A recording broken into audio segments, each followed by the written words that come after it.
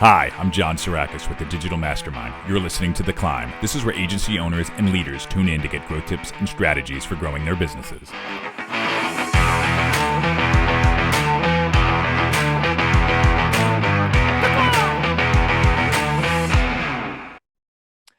Hi, everybody. Thank you so much for joining us again. It is episode 10 and today on The Climb, and today we're talking about managing growth.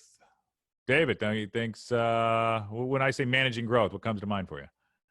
I think, how do you break through those milestones, those gates of resistance? Because we all know that, that 1 mile or that 1 million milestone, that 5 million milestone, like there's those built-in gates that are tough to break through. And you do have to kind of change over who you are to grow in those new environments. Yeah, I think another way to put that is, keeping what you have at a sustainable point while you're still bringing on new business. Because if you say like, hey, we want to be this entirely new company overnight, well, you're going to alienate your customer base and you're not going to be able to execute because you're not going to have any cash flow. Right? And your internal team. Yep, that's true. Great point. Yeah, you won't have any adoption.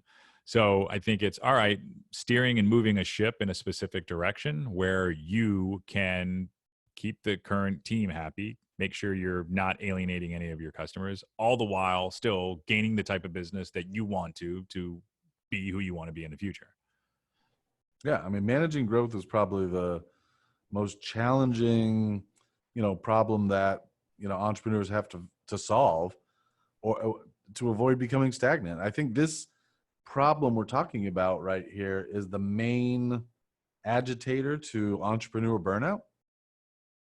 Right? Don't you hear that a lot about people getting to that plateau and getting stuck and Groundhog Day? They're just sick of it.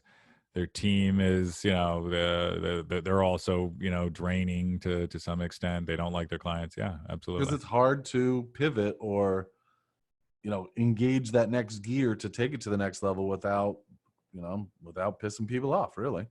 Yeah. And yeah, you feel like Sisyphus, just literally trying to push that boulder up the hill, and it keeps just falling back down on you. So I think you have to build, or you have to have the mindset to, all right, if it doesn't work after a certain number of times, you're going to, tweak something and move forward, right? Never giving up. And I think it's also, of course, having the right team around you, and of course, process is important if you want to scale. Some companies don't want to scale. With most of the people that are listening to this definitely, or in my opinion, do. There's also, people can buy growth, right? You can just buy these companies, make them work together, and then you have growth. Up to a point, right? Correct. But you don't have a cohesive business. You're pushing operational nightmares into the future. You just bought growth. Mm-hmm. What we're talking about here really is, how do you mature growth, and how do you nurture growth so that it's not a disruptive force and it's actually a force for driving growth. Mm-hmm. And I think that's the biggest challenge.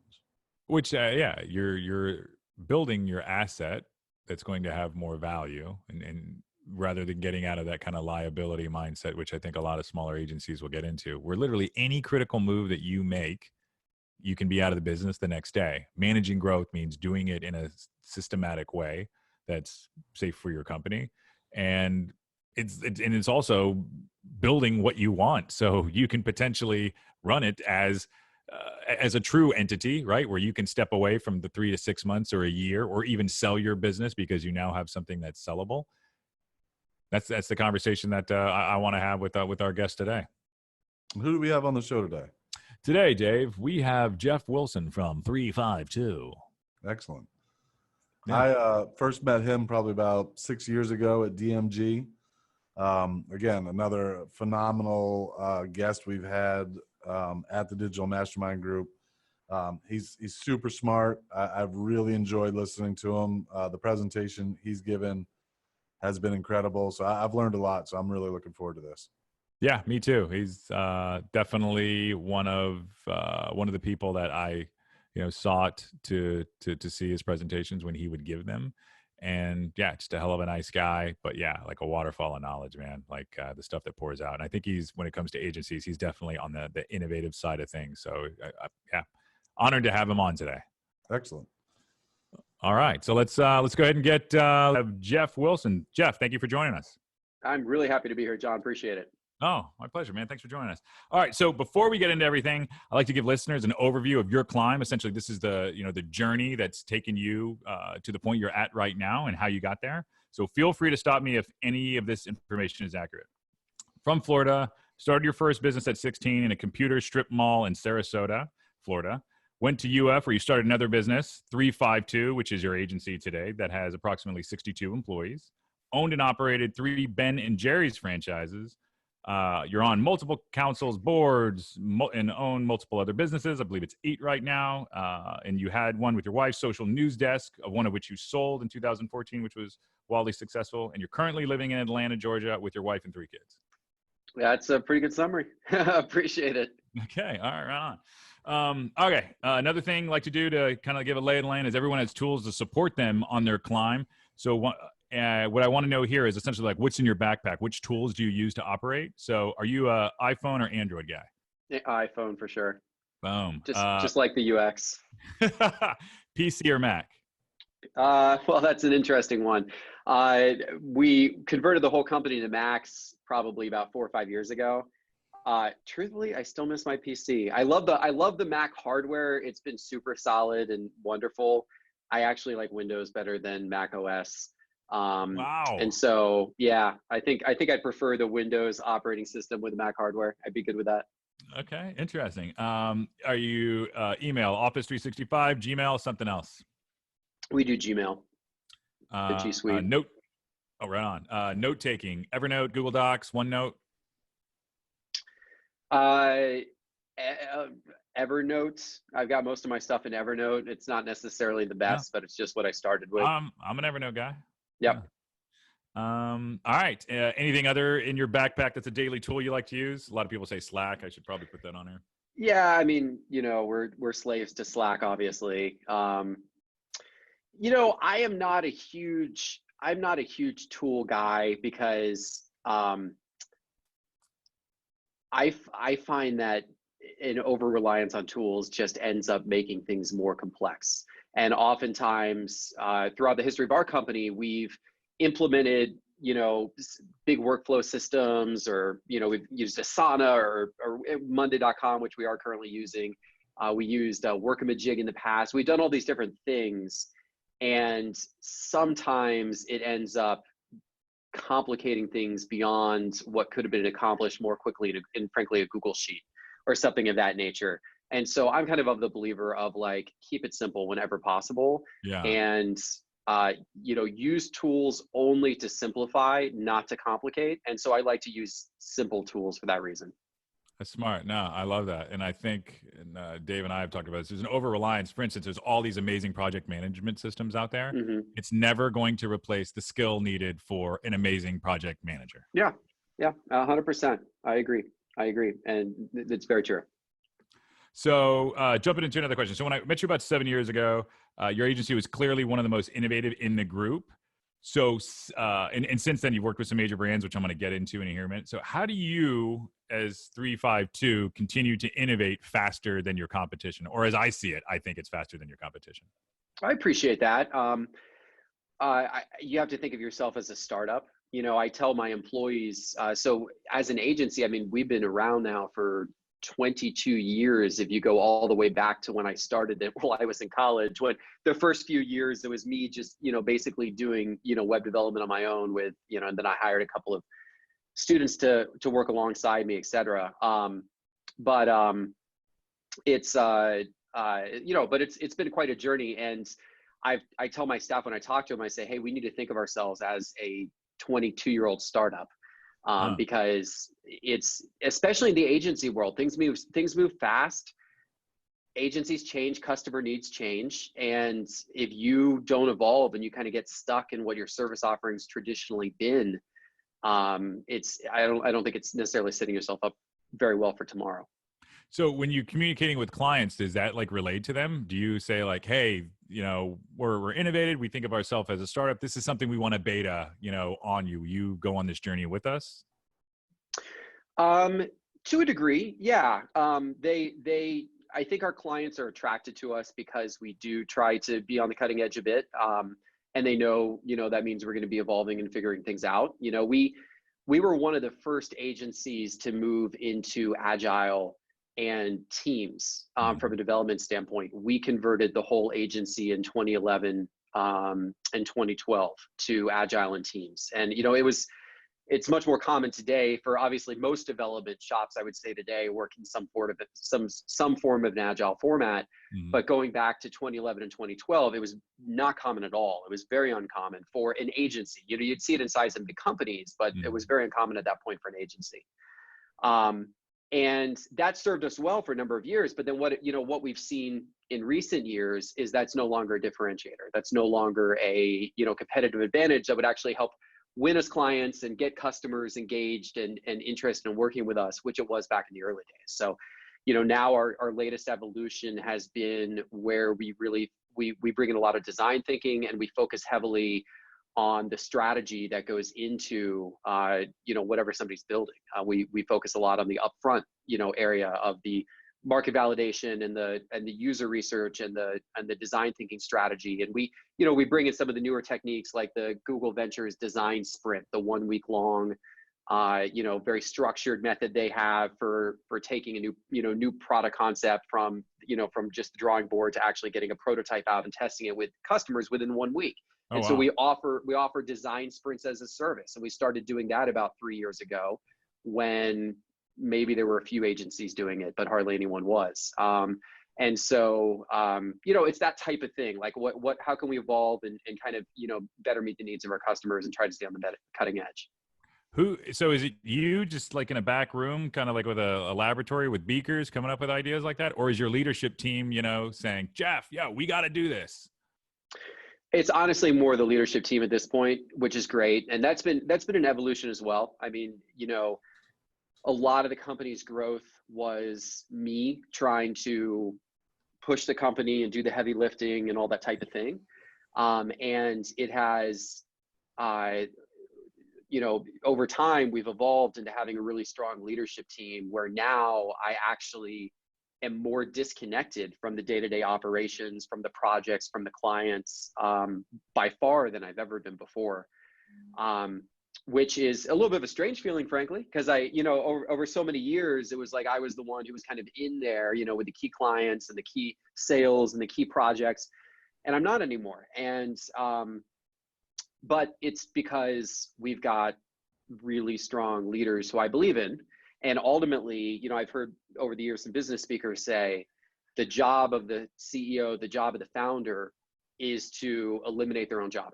Because if you do your job well, you put enough really great people around you that you end up with not as much of a job to do. And so, we've gotten there. It's taken a long time. It's hard to find the people who are going to be, who you're going to trust implicitly and who are going to kind of get the vision and share the vision and are going to be able to take ownership and really run with things on their own. That's difficult to find, but thankfully I'm lucky enough to have a group of them helping lead the company with me right now. How do you keep them? Like, how do you keep a leadership team? Like, how old is your leadership team? Can you go into that a little bit?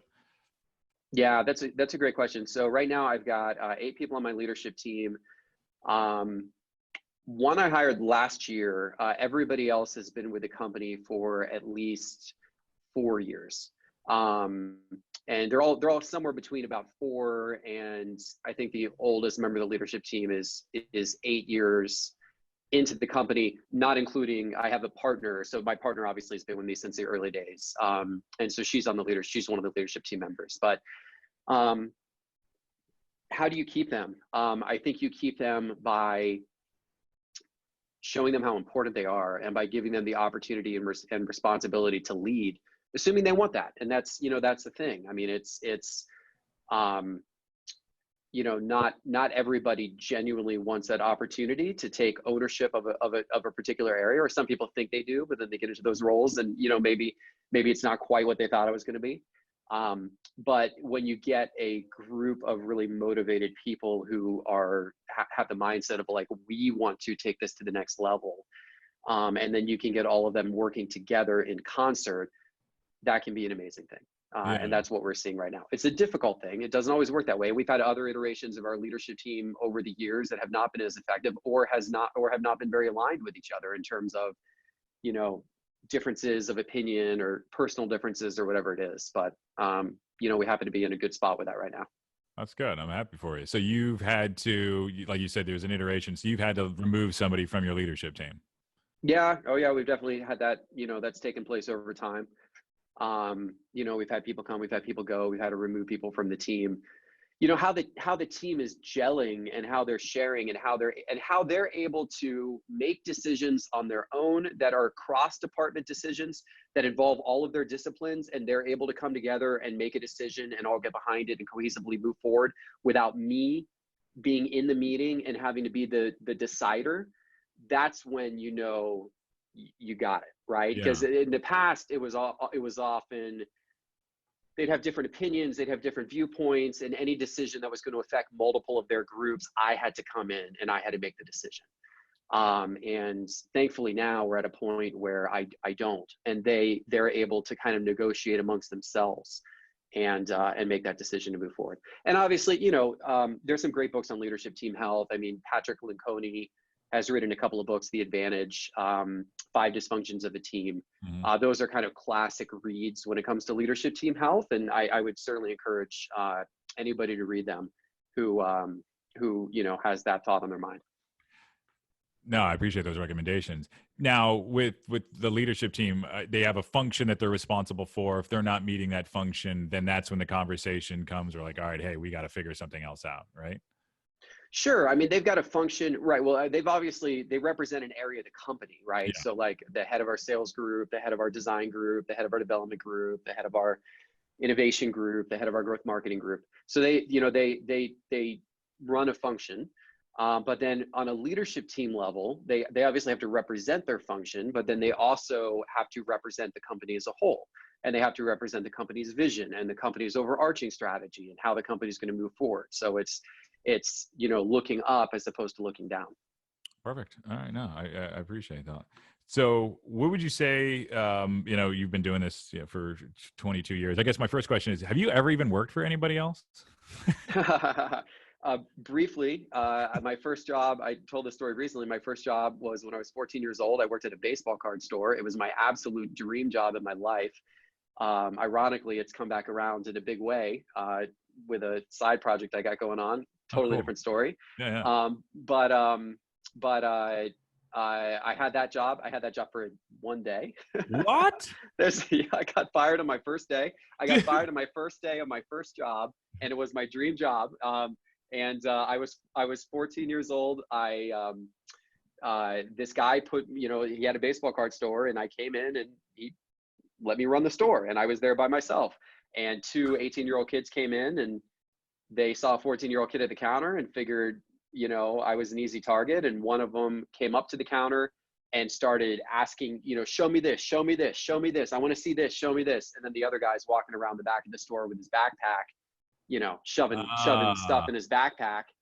I have no idea any of this is going on. Yeah. You know, I'm 14. I didn't even know that it was possible for something like that to go on. And they both walk out of the store, and then, you know, the owner comes back and realizes a bunch of stuff was stolen. And you know, so I didn't get to work there again. Oh, man.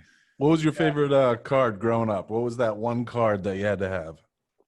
The Bo Jackson card that says Bo. It's got, he's got, you know, the bat behind him. He's got his muscles flexed. It was kind of an iconic card from the Score set. I think it was around 1990 or so. Score, that card. The Ken Griffey Jr. was always my card. Oh, of course.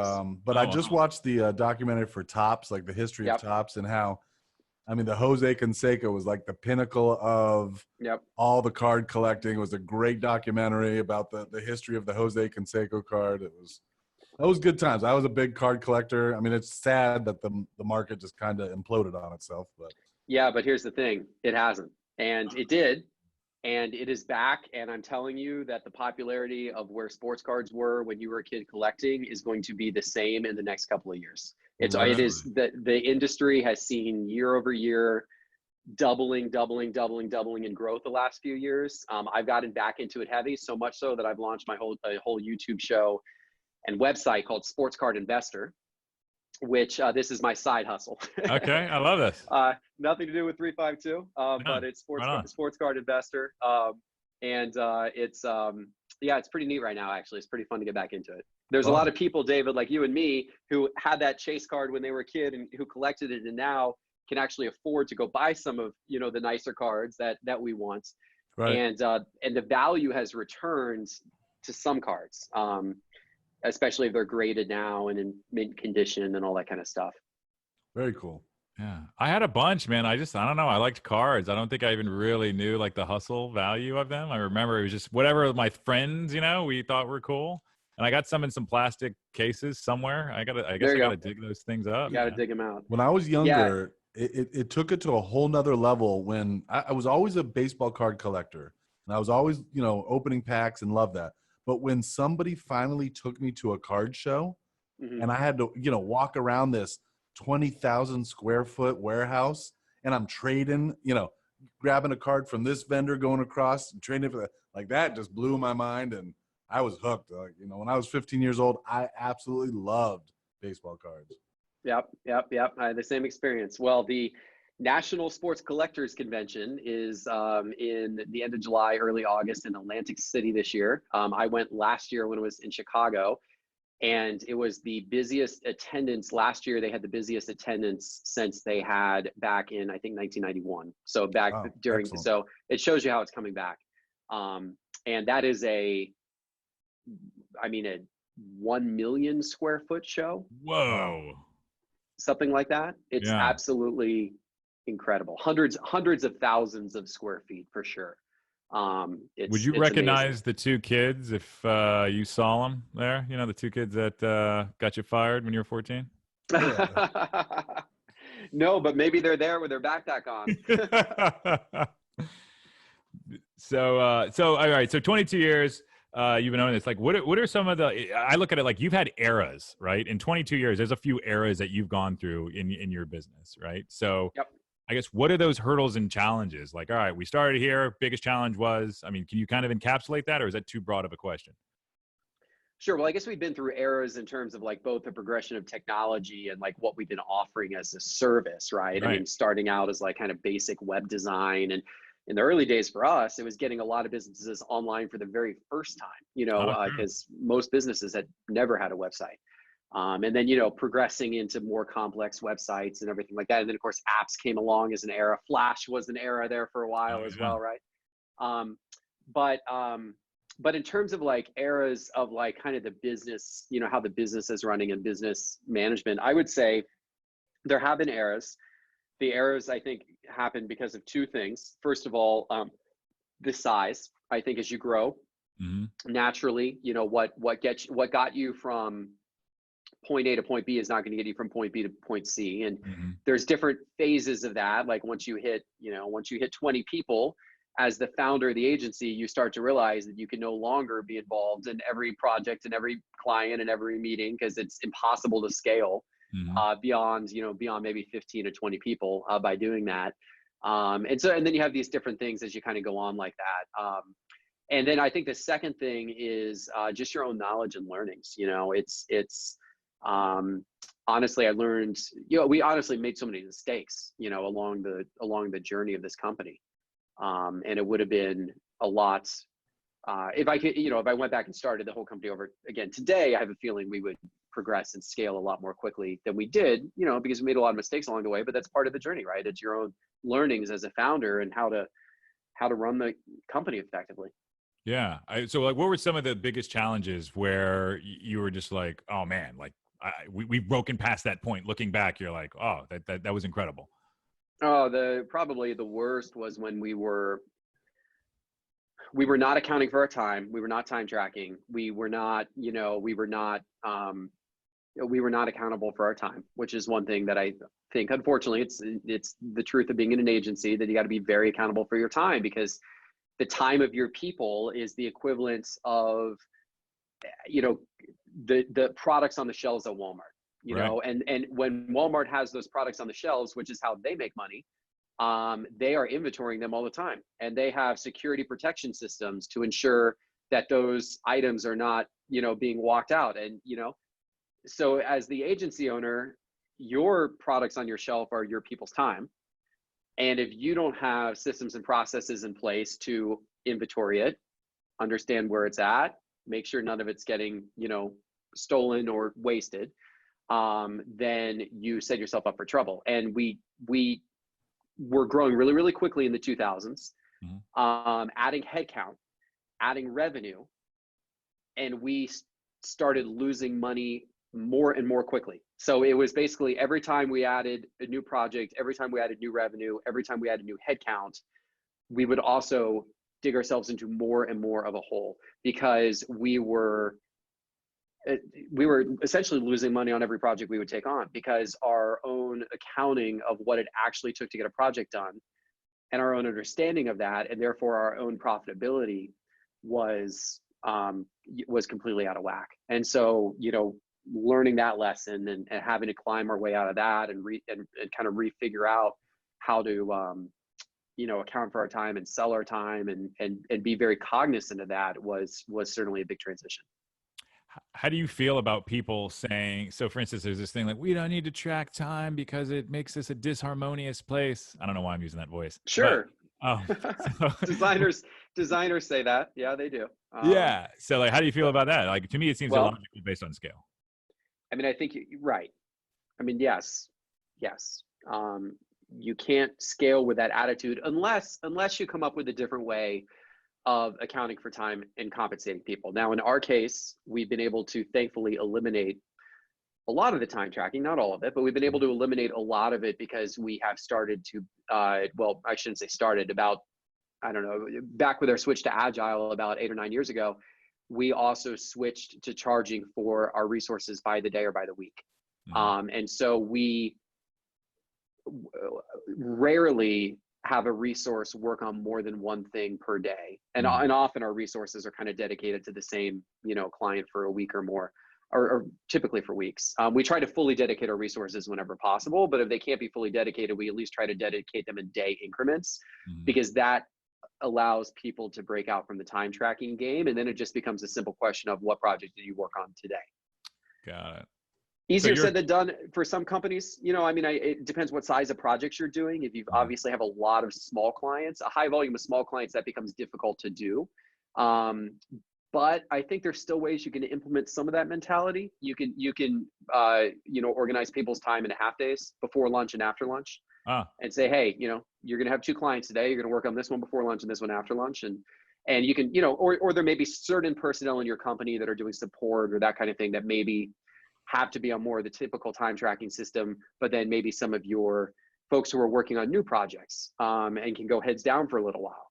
Those folks, you can just, account for their time by the day. And then that certainly makes them happy. Okay. So yeah, it's just, no matter what, we're still selling time. You're just selling larger blocks of it. And it's like, hey, this project takes 2 weeks and it's done. It doesn't necessarily take 80 hours. Correct. That's how we approach it.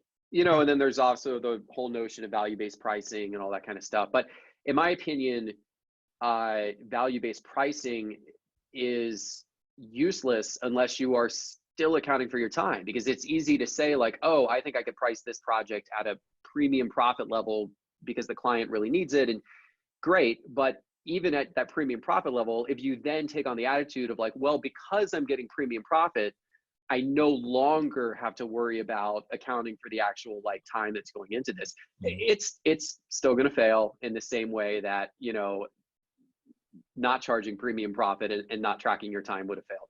Yeah. And that's why I guess and look at, I'll call it discriminative pricing, right? Value-based pricing, all right, the person walks in, or they pulled up in the parking lot in a Bentley, you're going to charge them differently. Or even like brands, right? You're going to charge Coca-Cola something different than another one.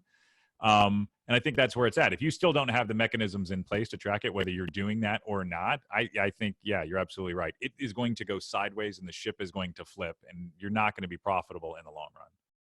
Yep.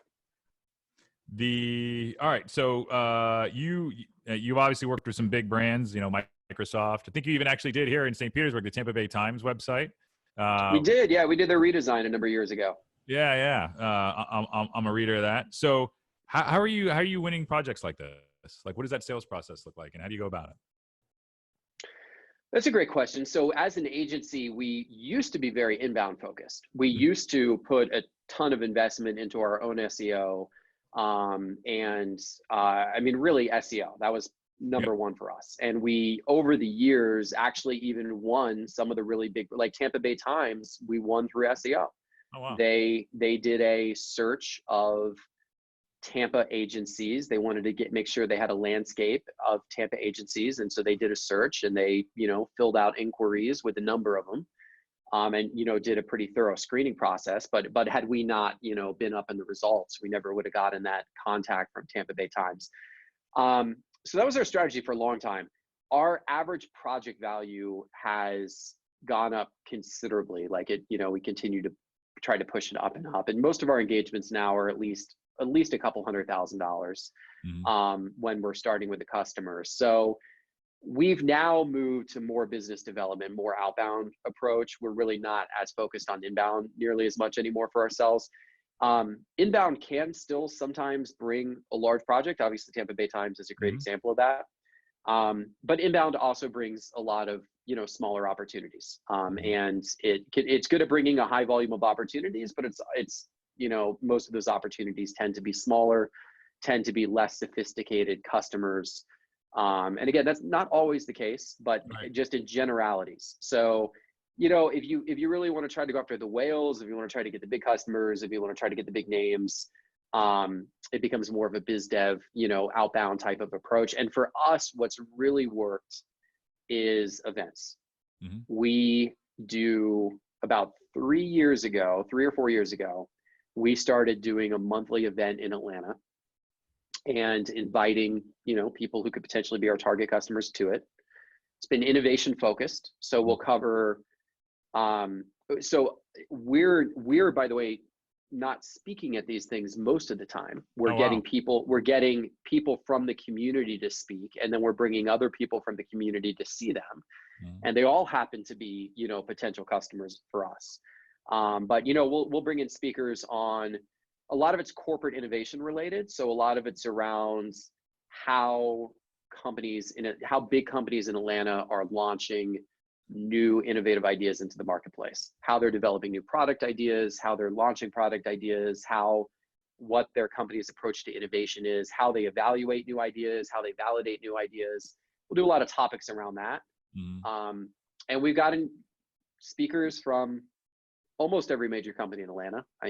Companies we've had, head of consumer experience for Delta. We've had, the innovation, VP of innovation for First Data. And we've, a bunch of SunTrust and a bunch of other, Coca-Cola, et cetera, Yeah. have spoken at our events. And that's been great for us. So we're big believers in that. I think if you're going to do an outbound strategy, instead of just cold emailing and cold calling, it's Yep. if you can couple it with some sort of in-person touch point where you're educating and connecting people, that's ultimately going to be effective for you. But it takes a very long time and it takes a lot of commitment. And I will say, we went all in on doing these monthly events, as I said, around 3 or 4 years ago. It took us 17 months of doing these events before we got our first sale from one.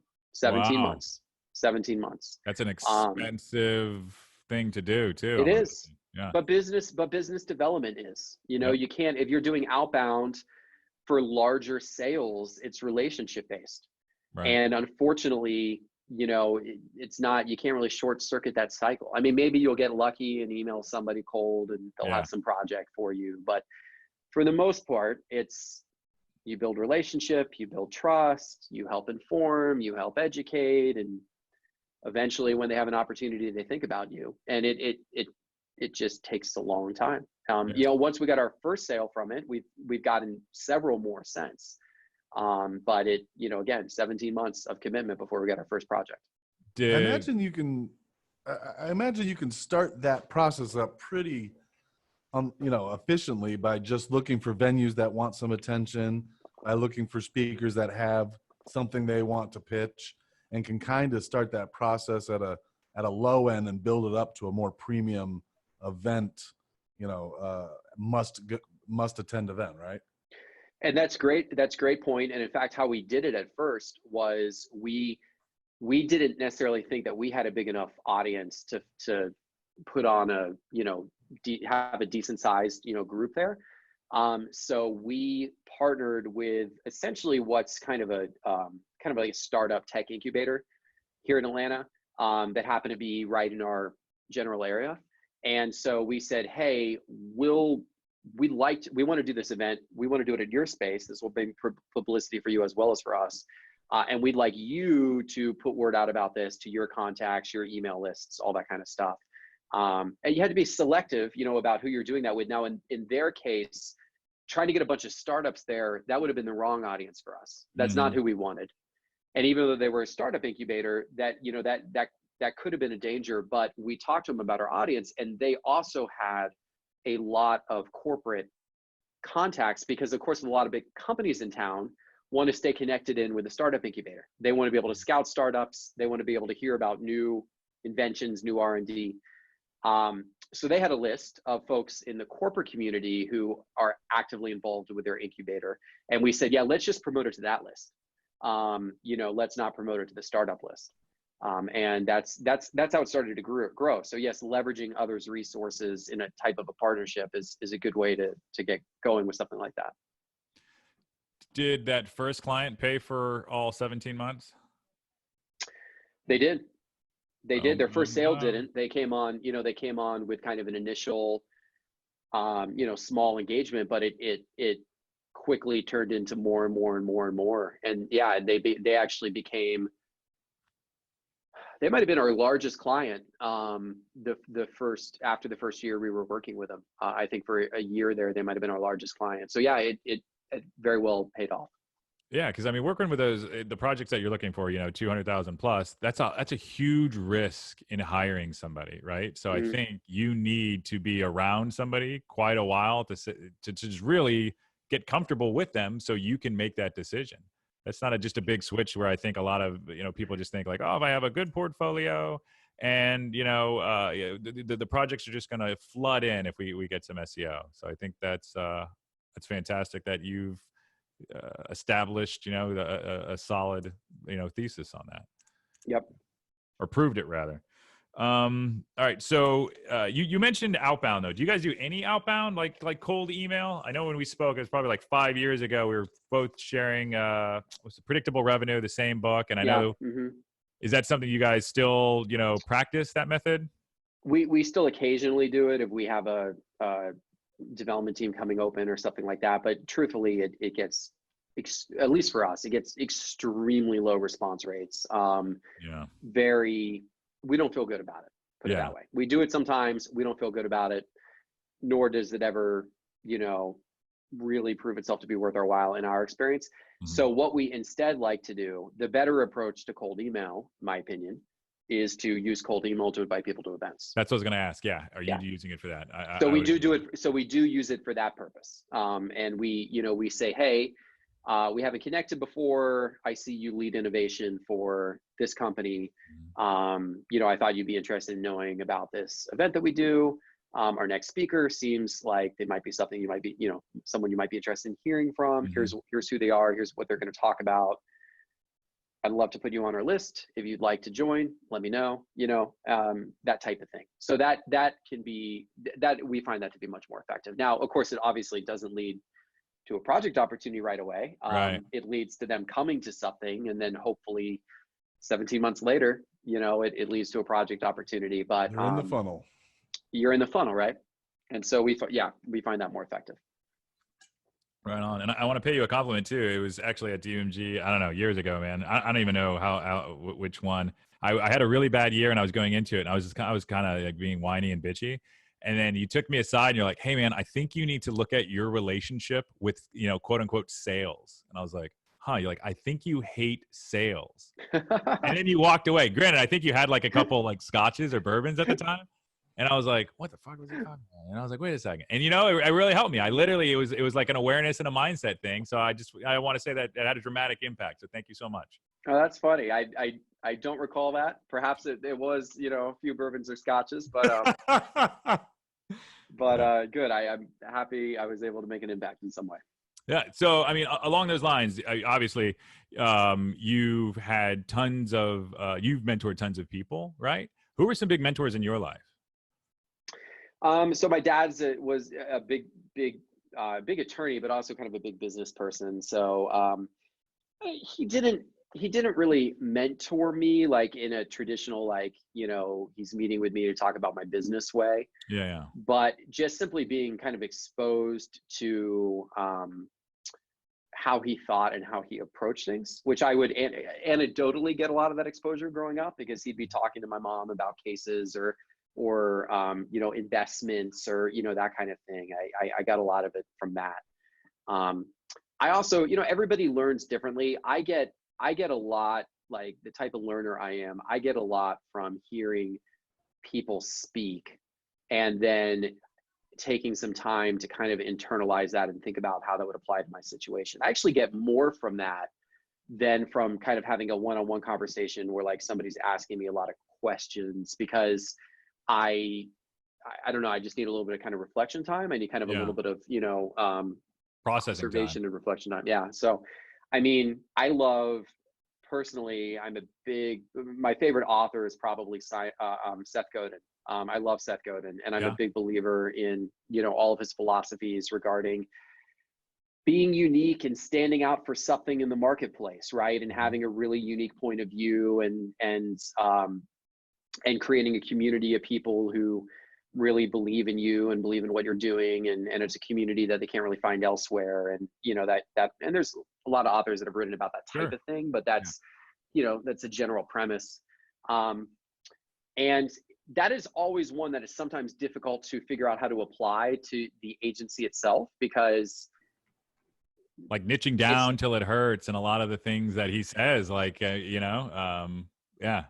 It's hard for agencies to be truly unique, because you're a service provider and you're providing a service, and there are other companies out there that are providing the same service you are. And so it's, how do you don't have a product that, you've been able to custom craft to be completely unique. You have a service, and services naturally are a little bit malleable and a little bit unique and a little bit not unique. So, so you really have to figure that out and figure out how to weave that in. Now, I think we've done a good job of that. I mentioned, this event series.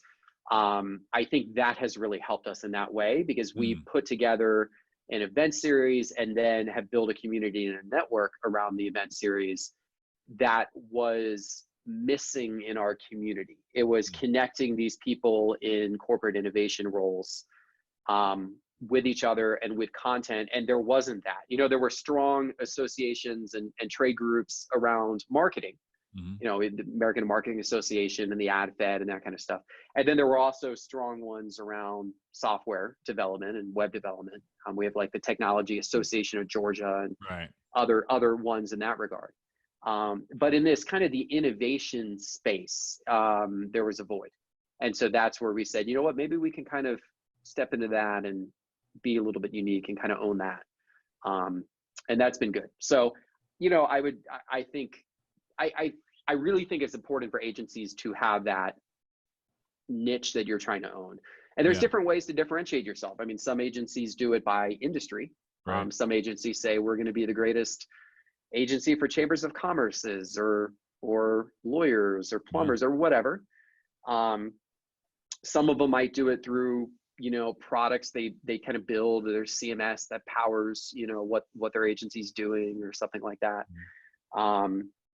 And then some of them do it through the audience they're trying to go after, the services they're offering to that audience, which is more so what we did. We said, well, let's pick an audience that maybe we can offer some unique points of view and services to, and opinions to, and so, but I think having whatever that differentiator is, I think it's important. No, I think that's smart too. Yeah. I mean, because it adds focus and clarity and a distinction to something that you can work toward. I completely agree. Do you think Seth Godin's a little angry though? I mean, seems like there's some venom sometimes, when you read his stuff, and I've seen him speak. It's just like, I don't know, there's a little anger there. Yeah, I guess I find him to be very passionate. So I like. Okay, there you go. All right. So, yeah. Different word, but perhaps the same meaning. I don't know. It's all through the lens we're looking at, right? Right. What's your favorite ice cream flavor?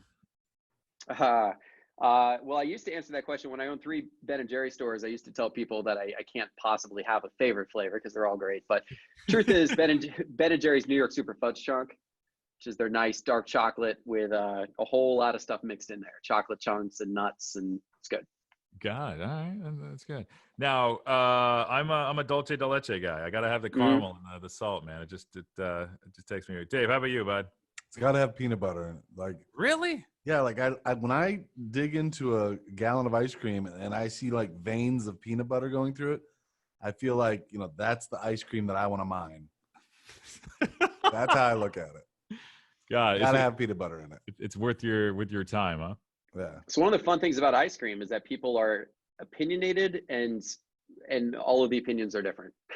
All right, yeah, and That's why ice cream stores have to have 30 flavors.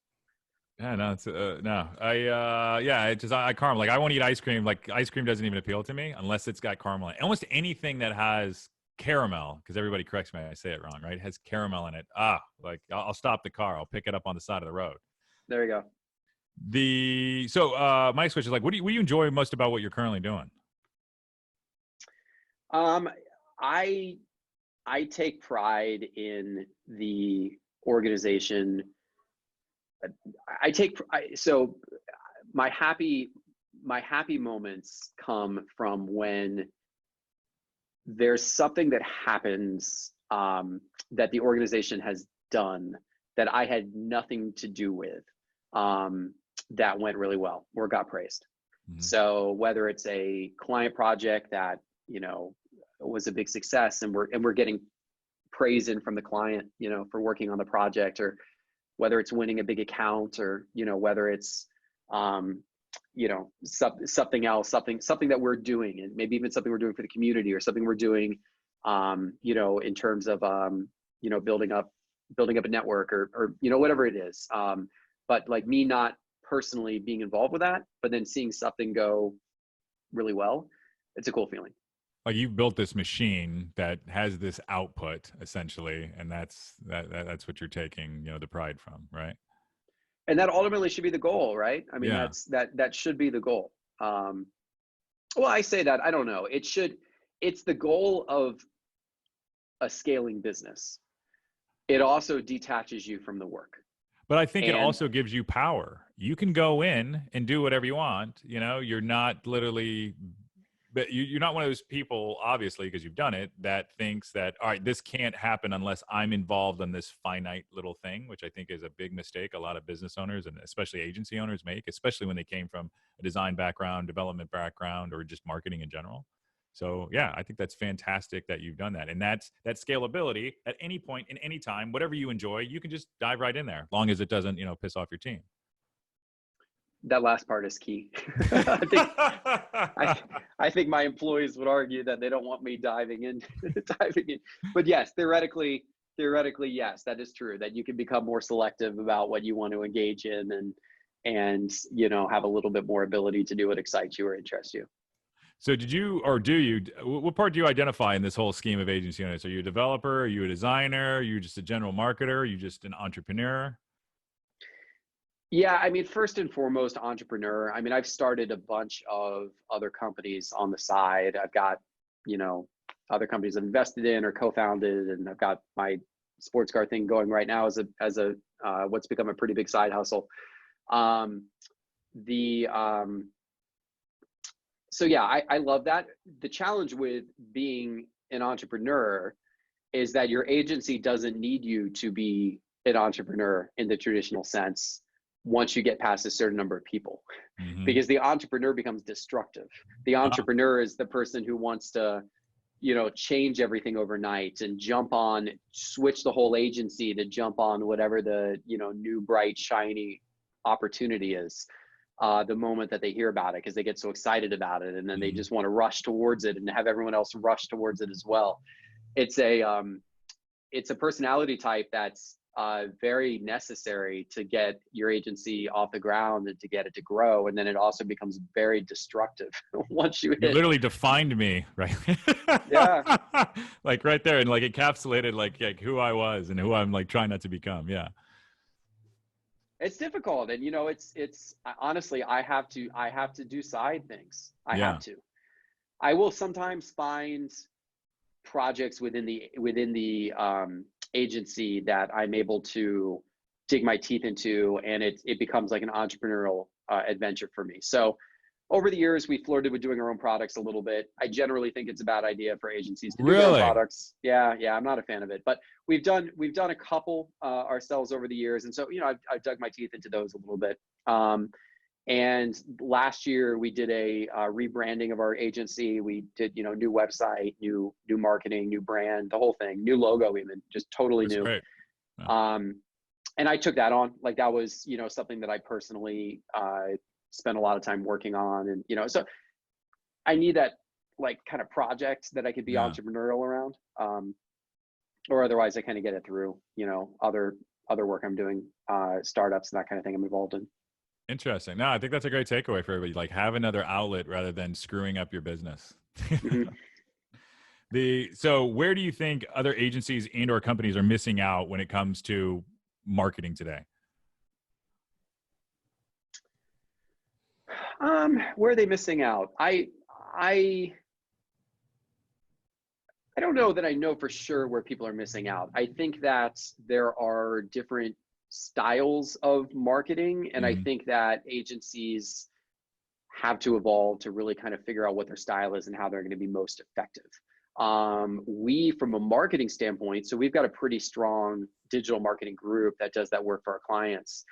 That group for a while didn't really have much of an identity, and we were kind of general digital marketers that could do some SEO or do some email or do some content or whatever the customer needed. And then we decided that we needed more focus and more uniqueness, like to kind of Seth Godin's thinking there, right? And so we, about 3-4 years ago, we essentially reformed that group, and we now call it growth marketing. And it's using all of the same types of digital techniques, but it's all oriented around getting a new product off the ground. So it's all oriented around, how do you find early stage traction in the marketplace? How do you go from launch to your first 100 customers and then to your first 1,000 customers? That's a different style of marketing than going in and doing generalized digital marketing for an established brand. And so the growth marketing we found to be exciting and entrepreneurial, and we thought that the mission of it kind of tied in with us doing product development work, and it also kind of tied in with us doing early stage innovation work. And so it seemed like a logical way for us to kind of reorient what we were doing from a marketing standpoint. So again, it's kind of that a little bit uniqueness, right? How do you take a service in the marketplace that's a kind of generalized service that digital marketing is, but then figure out what your unique perspective or voice or offering is that's a bit different from everyone else. Okay. No, I love that. It definitely goes back to that Seth Godin uniqueness. There's some resonance there. I want to jump back though. You said generally a bad idea to do internal agency products or development products. Disasters, lost money, nothing. It's not like we had a guy in the podcast last week. I think it was 12 internal projects or products before he developed one. Is that essentially your foray? You've done maybe 6 or 7 and not made any money? We've actively pursued 3. 2 failed. 1 has actually gone on to be decently successful. It's called planningpoker.com. It's an online website to plan. If you're an agile development shop, your team may use it to kind of plan out their sprints and to estimate, to do agile estimating. Planning poker is a form of, estimating for software projects. This could be the catalyst that breaks it out, Geoff. This literally on this. And so it's actually become quite successful, but the obviously the market size of it's not huge, so it's never going to be like a runaway household name type success. But the thing that I found through all those product experiences is that it is, and by the way, I was big on doing products within the agency. Like we did back in 2013, 2014, we would do an annual hackathon, and the winning, and everyone in the company had to come up with product ideas. We actually, for a couple of years there, everyone got a week off of work to work just exclusively on their product in Wow. a team-based environment. We gave the winning team $10,000 plus the ability to take 2 months off of client work to work on their project, to work on their product, to try to get it to market. So I Whoa. mean, we really were all in on the product thing. Little incubator. And what we discovered was that, first of all, products require a heck of a lot more than 2 months. Products are a lifetime commitment. There's really not, you're not going to have a very successful product that you can put out there and then say, great, it's launched, I'm back to my other job. It's not that, it's products need to constantly evolve. There's support. There's a lot to running a successful product, and a lot of resources of time and money you got to constantly be pouring into it. And so the idea that like we could take a team and they could work on it for a couple of months and then it could launch and then they could kind of all filter back over to the agency side wasn't successful. So then it was like, well, shoot, we got to, keep people on this and put this, like really put resources into it for a lot longer. Mm-hmm. And then when you start looking at that, then the CFO, kind of looks at what you're doing and they're like, well, wait a minute, this is gonna, everything in an agency is a cash flow business, right? Agencies are businesses where you're not really building up intellectual property. You're really just trying to build up cash flow. Mm-hmm. A product business is the total opposite. Mm-hmm. A product business, you're investing in intellectual property, you're investing a lot of money up front, and you are hoping for long-term payoff. Completely different business model. Mixing the two together on one P&L with one common set of management, it's really, really difficult. And there will be a constant tug of war between should the agency really be investing this much in the product side? And I just think it's very difficult to do it. The other thing too is from a resourcing standpoint, there is a constant tug of war because you're either going to dedicate some of your best people to the product, and now you've lost those people off of agency work and your clients aren't happy, or the agency side is going to have more power and they're going to keep pulling these people back over into the agency work whenever there's a fire, whenever there's a special need that needs to get tackled, and then progress on the product will grind to a halt because everyone keeps getting distracted and pulled over. And if you are able to dedicate a group to the product, then everyone else in the agency is jealous of the group that's on the product. And now you've created your own internal dilemma, your own internal strife of like, who are the people who get to be on product? Because everyone wants to be on product. Internal it's the class hot, shiny system. thing. Yeah. Yeah. So there's just a lot of challenges with it. And I'm not saying that it can't be done successfully. And I know some agencies out there are big believers in it, and some of them are doing it successfully. And I mean, heck, we even have had a pretty successful product come from it, but I've seen the challenges, and I just don't think it's the right way to approach it. I love that. That was a thorough answer too. Tons to go on there. Now, coming up towards the end here, is there anything I didn't cover that the world should know? And this is your space. You could peddle every business you owned or ever owned, like literally whatever you want. 2 things. Is there anything the world should, like something I didn't cover? Sure. Let me think about some of what my other businesses are. If you're looking for a association management software product for a trade association, I've got you covered. That's called noviams.com. If you're looking to rent an apartment anywhere in Florida, I've got you covered. That would be rentjacks.com, renttampabay.com, 407apartments.com, swamprentals.com in Gainesville, renttally.com, all those types of sites. That's been a lucrative business. A lot of work has to go into it though, to sell the advertising and all that kind of stuff. Got it. If you're looking for social media software, you can check out Social News Desk. If you're a housing and urban development planner and you're looking for a back office system, you can check out Neighborly Software. There's all these little random startups that, well, I shouldn't say little, because some of these have gone on to become quite big, but they're all being run by other people. So in all of these situations, I either came in as a co-founder or I came in as an early investor, but I'm not involved in the day-to-day operations. But it's been cool to see all of them go and thrive. And the neat thing is if you get involved on the side a bit with some of that type of thing, it can better inform what you're doing within your agency, and it's good stories to talk about, to tell Yeah.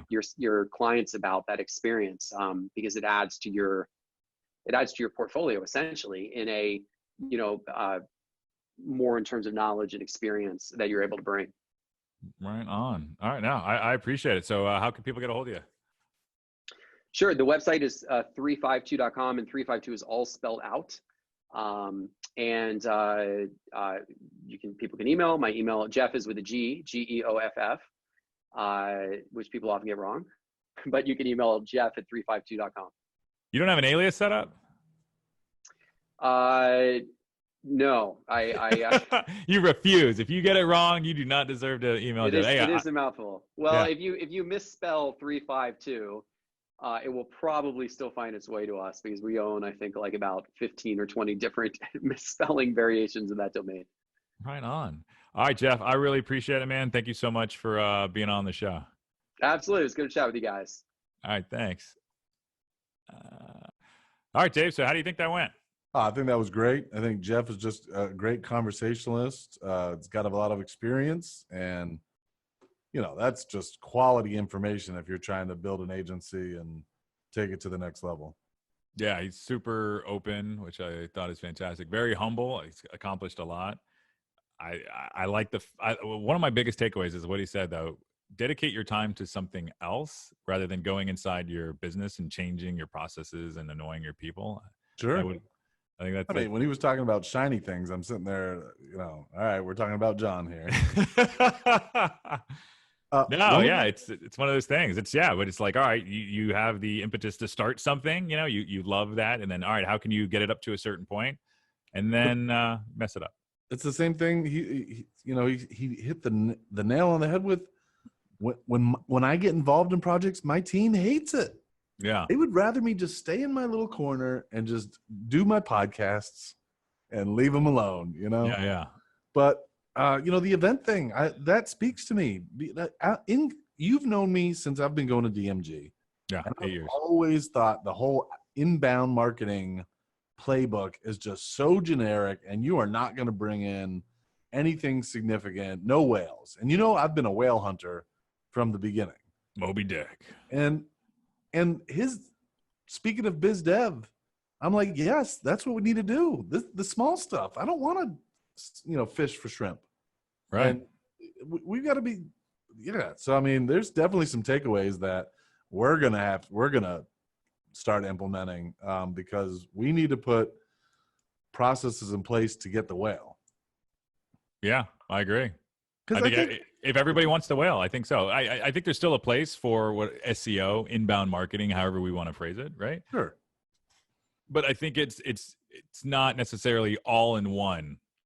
You prioritize one over the other, and the other one should support. Right. I mean, if you're hunting for whales, you're going to get smaller, you know, projects trapped in the net as well.